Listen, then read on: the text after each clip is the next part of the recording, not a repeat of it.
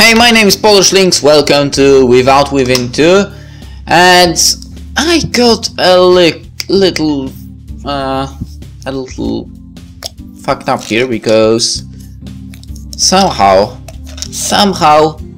my software did not record basically anything, and from this point I know what was going to happen, and yeah, I will try to.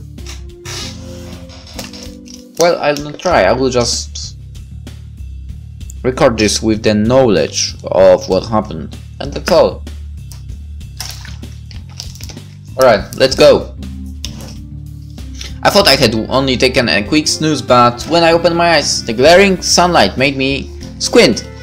Turned out I was one of the select few who could sleep on a plane. If I had known, I would have set my phone alarm so I could see the sunrise.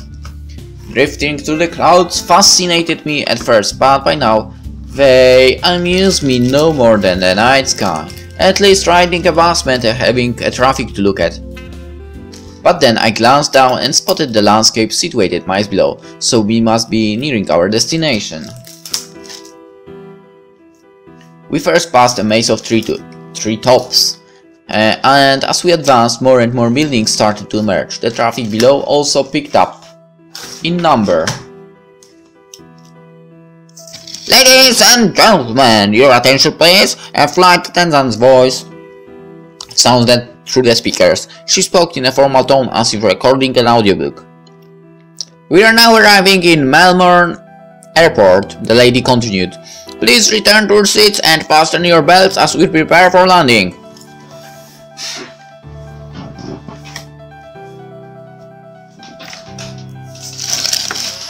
The couple beside me already had their seatbelts on.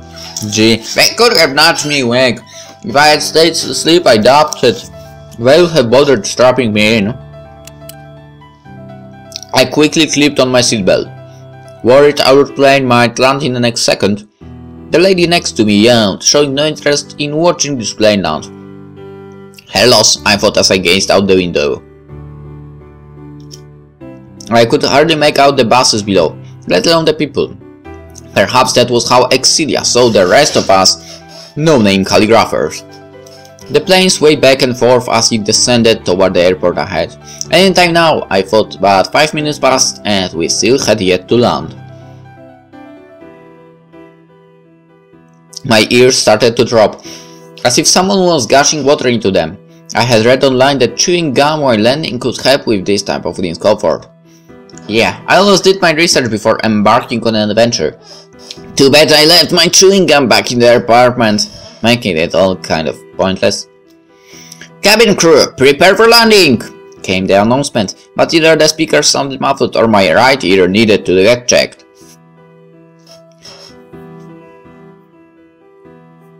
At least it still worked better than my left ear, which could no longer pick a single sound. I hoped both ears would be fine again once I landed. At last, the plane descended into Melbourne Terminal. I waited for the wheels, which I assumed were lowered at this point, to make contact with the runway.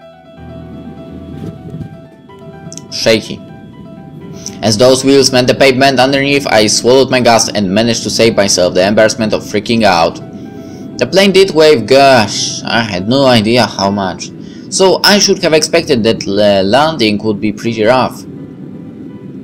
Ladies and gentlemen, welcome to Melbourne Airport. I beamed upon hearing that announcement. Well, only my right ear heard a muffled version of it, but all good. The staff spoke on through the speakers. The local time is 10:20 AM. For your safety, please wait for the seatbelt signs to turn off before making your exit. The couple beside me had already unclipped their belts. The second aeroplane stopped. They rose to retrieve their luggages from the cabin overhead.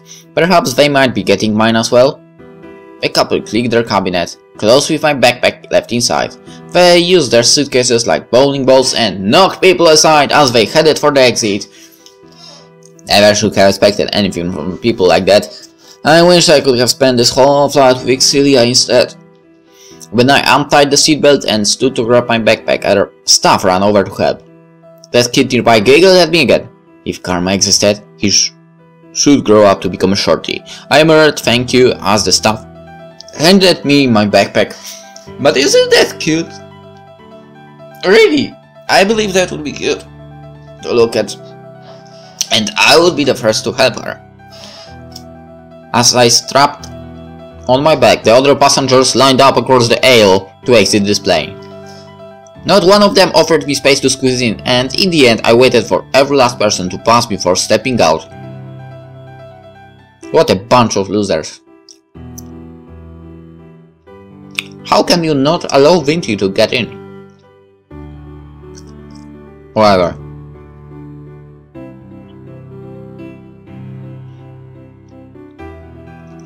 A pair of flight attendants stood by the door. I saw past them. They bowed and wished me a nice day. The ear-popping and landing might be rough, but riding a plane still made me feel like royalty. I offered the staff a wave as if I were the queen on a parade.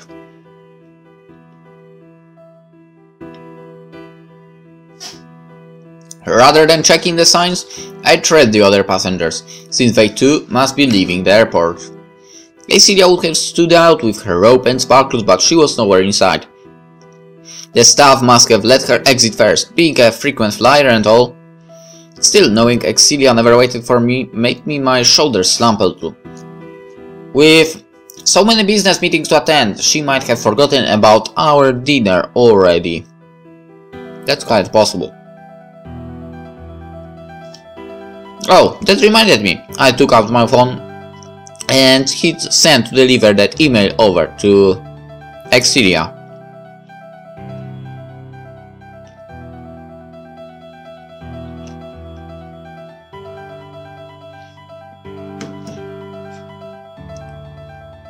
Since I only had a backpack on, the security guard and me drew much faster than those with suitcases. Sucked to be one of those rich people with a million things to carry! With that, I stepped outside the airport and greeted the sight of Melbourne for the first time. I would love to go there. By the way, there's an icon video over here. If we click it, it opens the browser.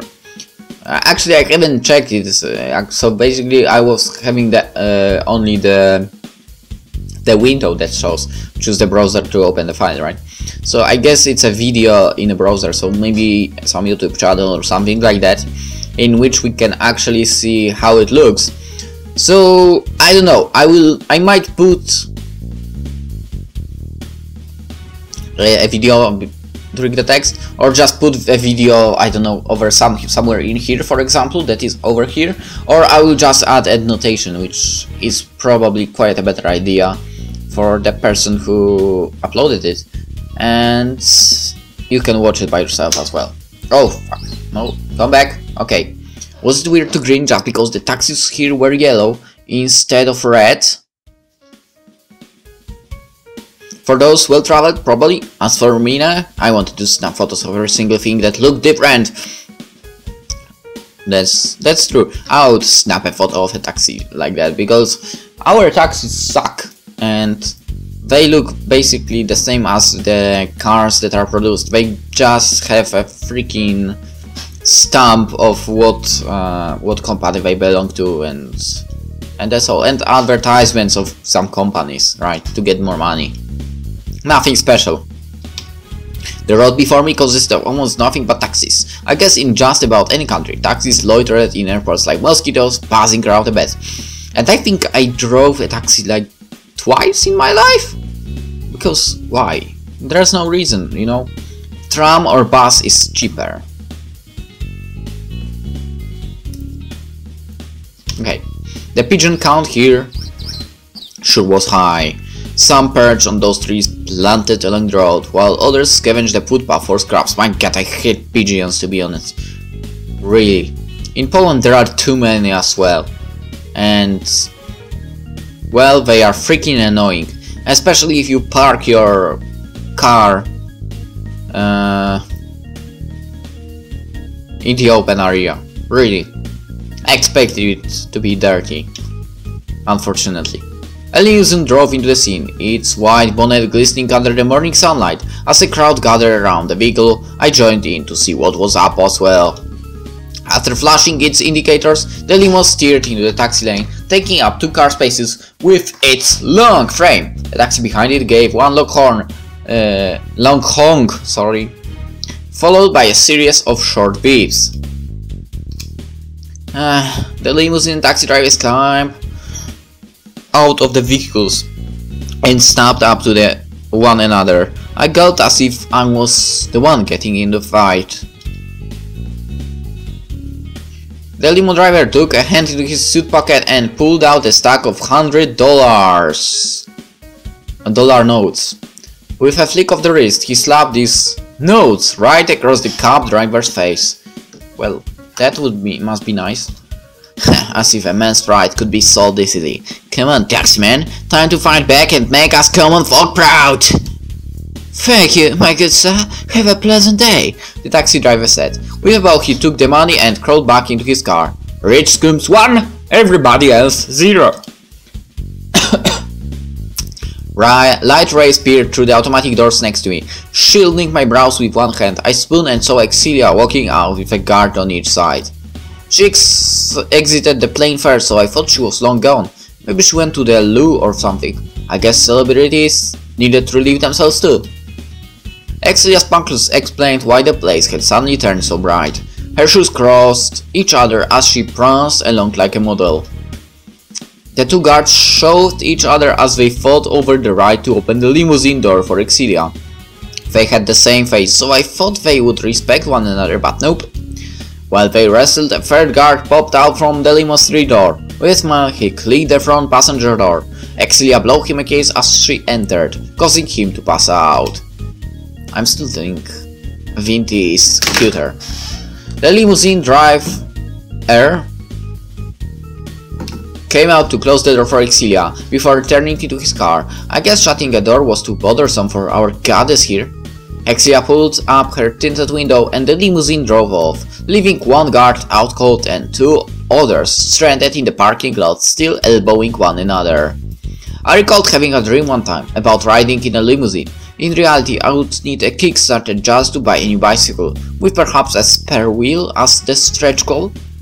Not to worry though, as I said, I had already purchased a ticket for an express bus that would take me straight into the city. Speaking of which, I spotted an express bus pulling up the curb to my right. Only a dozen or so people were waiting in line, so there should be enough space for me to get on. At the front of the queue stood a staff in an orange vest. That scanner in his right hand must be used for checking tickets. I unzipped my backpack and pulled out a piece of paper with my ticket barcode on it. The page might be crumpled, but that should be no trouble for the scanner. As I walked up to the staff, I smirked at the unprepared folks rushing to buy tickets from a booth to the side. Have fun missing the bus, suckers! The staff covered his scanner over my ticket. Several beeps came out of the scanner. No doubt, to indicate I was good to go. This ticket has expired, the staff said. What? Why would you do that? The staff pointed at the date printed my ticket. You bought this 4 months ago, but our tickets are valid up to 3 months. He shook his head. I'm sorry, but you'll have to buy a new pass from that booth over there. With my head hanging low, I shuffled over to join those people I had called suckers just a second ago. Yeah, one more sucker coming right up. After buying a new ticket, which by the way meant no more breakfast money, I ran for the bus only to have its doors closed in my face. I doubted Excelia ever had to suffer a similar ordeal. And Mr. Ticket Guy, I saw you laughing, so no need to hide it. Good thing these buses showed up every 10 minutes or so. I hopped to the next one and off I went toward Melbourne's Central Business District, the CBD as people called it. As the bus drove along a bridge, I snapped more photos of the yellow taxis that speed by. I also clicked my phone at some of the road signs passing overhead. The traffic lights here let out different beeps from the ones back home. Also, the red crossing man blinked instead of the green one. These simple differences were enough to make me smile. In just under 30 minutes, the bus steered into a parking lot. I had read online that these express buses terminated at the Southern Cross, so this must be the place. Indeed, as the bus came to a stop, the driver said something like, "Welcome to Southern Cross Station!" His voice sounded muffled, as my ears were still ringing from the flight earlier. The front door folded open, and with only a backpack to carry, I managed to worm my way out before anyone else. This dimly lit parking lot smelled a little too dusty for my taste. I could imagine some horror movies being filmed in here. Sunlight peeked in through a pair of automatic doors ahead. That must be the way out then. Either that or Excelia just happened to be standing outside, lighting up the place as she always did. After adjusting my backpack straps, I left this bus terminal behind and stepped out onto the city streets. A pair of trams drove past me from either side. That left one was a box-shaped model that looked quite ancient. The tram to my right, by comparison, looked like it came from the future. Well, the Polish ones, at least in my city, would be the first option, so ancient. Those green and yellow carriages appeared spotless, as if they had arrived fresh off the factory. Printed along the middle carriage were the words, "Your next generation tram." I had seen photos of these trams online, but seeing them in real life brought me a whole new level of excitement. Hopefully I would have a chance to ride one before this trip ended. That bus driver had said something about us arriving in Southern Cross Station, and now that I think about it, Southern Cross was in Hokuto Shinken, wasn't it? I spun around and indeed there was the station sign displayed under the blue sky. However, it wasn't a station, of course, it was a city.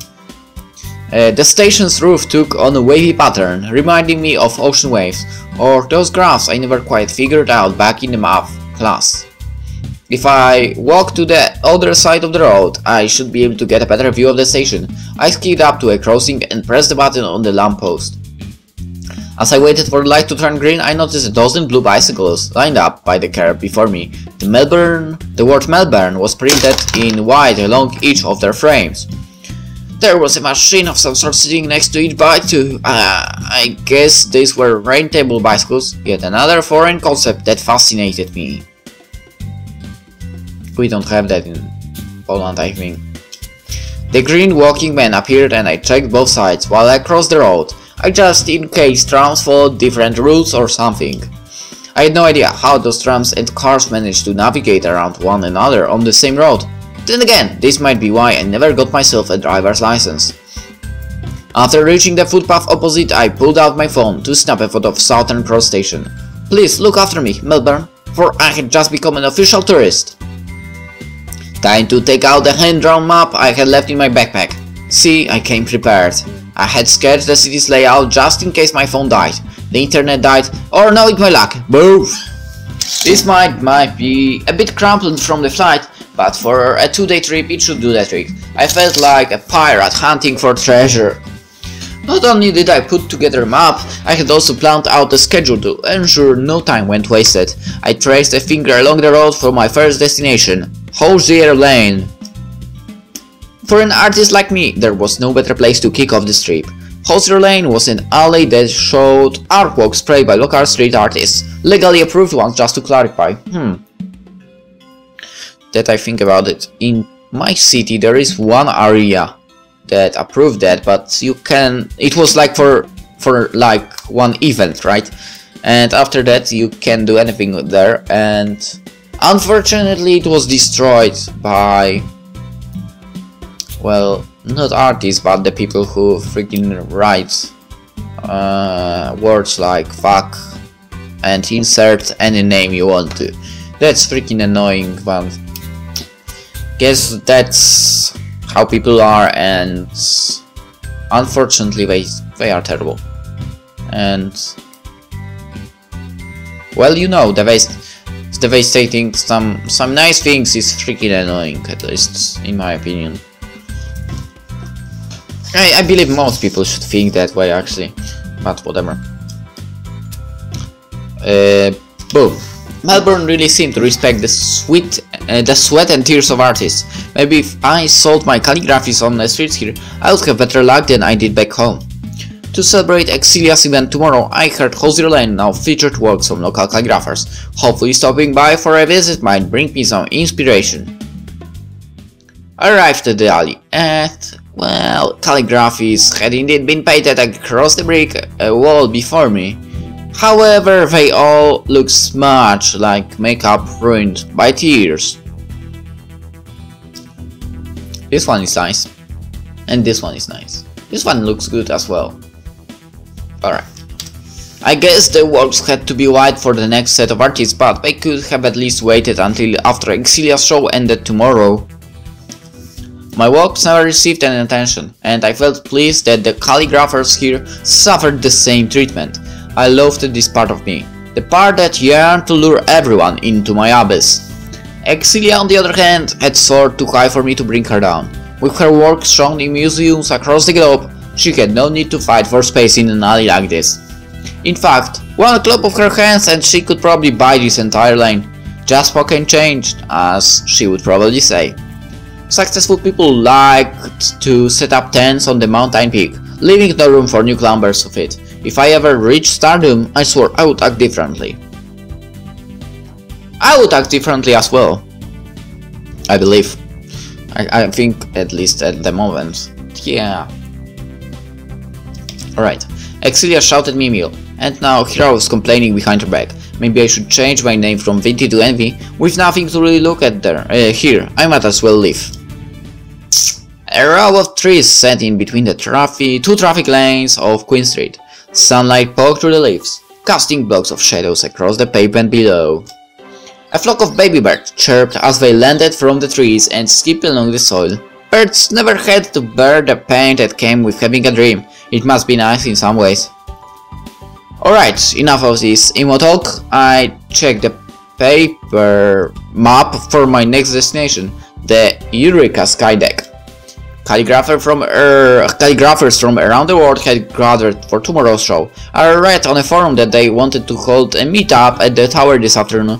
So count me in, folks! My tummy growled, reminding me to eat first. I had planned to treat myself to a nice lunch on my first day, but I blew that money on my bus ticket from earlier. With knitted brows, I bought a single dumpling from a dim slim stand and called that my lunch. I bet it fooled me up about as well as that duck poo sausage did. As I took my dumpling out of its paper bag, one of those old-fashioned trams was heading toward its stop ahead. These CBD trams in particular were free, so I might as well get on. Unsure if eating was allowed inside, I jammed the dumpling in my mouth before jogging up to the tram stop. Rather than parking directly next to the stand, the tram stopped in the middle of the street. I thought the engine might have broken down or something. Passengers were already starting to get off, so did I have to cross the road to Hobon? With nobody else in the queue, I had no reference at all. The train driver waved at me to get on. After glancing left and right over cars, I sprinted up to the tram and jumped in. This must be the standard way of boarding here. It made sense considering trams had no way of detaching from its track to park by the curb. Silly me. Same in Poland. There are areas where same in Poland. Same in my city. The trams can stop very near by the tram stop, which is basically not on the road, but by the pathwalk. But there are some areas where the track is like in the center of the road and there is no curb, so basically you have to go through the road, but it's no problem really if you are not stupid. But there are some stupid people who out of nowhere decide to, well, just walk straight to the tram even if the cars are driving. That's the most stupid thing that anyone could do. I took a seat by the window, and as the tram resumed its course, a male voice came through the speakers. "The next stop is Spencer Street. Step off here for Southern Cross Station." I ran a finger across the dust-speckled window, still sealed to my right. The carriage appeared as if it was made of wood, and it gave off the scent of an ancient library too. I approved of this retro feel. "For your safety, please take a seat or hold on, because trams sometimes have to stop suddenly in traffic." The target continued to speak. The recording reminded me to try and enjoy this trip. No sense letting this calligraphy thing gnaw at me all day when Melbourne had so many different sites to offer, and by the way, some tram just was faster than ours and took us over. Okay. I pulled the paper map out of my backpack to give it another read. This CBD tram circled around the city and the Eureka Skydeck sat just outside its road. I should get off at a nearby stop and leg it from there. After such a big lunch, I could use the walk anyway. You can purchase a Mickey from one of the hundreds of retail outlets, the announcer spoke on, but it was time for me to get off. And Mickey is a ticket basically for buses, trams and so on. I read about it earlier. The tram stopped once again, leaving space between its doors and the footpath. I checked both sides for cars before hopping off. The locals must be used to this, but I felt a bit like that frog in, well, Frogger. Following my map's directions, I stepped onto the bridge located ahead. This wide bridge allowed both cars and trams to drive across it. 2 lanes of trams, in fact. A lot of bicycles were swerving past me left and right. When I glanced down, I found a bicycle symbol painted underfoot, meaning I must have stumbled onto the bike lane by mistake.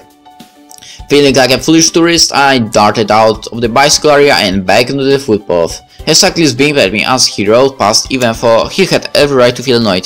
To be honest, I always use the bike path to walk in my area, by myself or with dog, and same goes for going running. Because basically it's made properly, and the path for well that is just for people to walk is freaking terrible, and it's not maintained in a good condition at all. So basically, if you go running in here using a path for walking is a freaking bad idea, because it would be easy to get an injury and, well, basically easy to sprain an ankle or something like that. Under a bridge sat a river that glittered under the afternoon sun. The river, according to my research. I pulled out my phone to snap a photo before strolling across the bridge. After a 10-minute walk, I arrived outside the Eureka Skydeck. The vertically aligned letters on the logo resembled tower, which might be exactly what they were going for. A group of backpackers made their way through the automatic doors. They could well be the calligraphers from the forum I was lurked in. For some reason, seeing these forum users in real life made my brow stain with sweat, or maybe the walk from earlier had just tired me out. Come on, Vinty, these people shared your passion for calligraphy, well, they should be seen as your allies. I wanted to tell myself that, but if so, why did I shiver as though I was treading into a minefield? To heck with it. Turning around now would just be silly. I squeezed my bag straps and stepped through the automatic doors. To my left stood a wooden wall with the tower's branding painted across it. A long slanted light hung overhead to illuminate this logo. On the far side, those backpackers from before were queuing up for the elevator. There were more people here than I had expected. I hoped only a few of them were actual calligraphers. The man and lady behind the counter grinned as I approached them. With suits that were ironed, they could easily host their own TV shows. Good afternoon, the man said. Would you like to visit the tower? We have day and night tickets available, as well as a combo for a discounted price, the woman chimed in. They must be well rehearsed with this introduction speech of theirs. Admiring the night scene from the tower top would be nice, but I had best head to the hotel early for a good night's sleep, so I went with a day ticket. After I made the purchase, the mail staff pointed at a dimly lit hallway. You will see the elevator on the far end. The lady nodded. Thank you, please enjoy the view! These two backed each other up with more grace than most married couples I knew. After saying thanks, I made my way down the hall and into the elevator. The Skydeck is the Southern Hemisphere's highest viewing platform. A male voice echoed as the numbers on the display soared faster than I could keep up. We might blast off into space at this rate. At 285 meters, that's the same as 20 of Melbourne's trams stacked on top of each other. The pre-recorded voice continued to list the tower's features.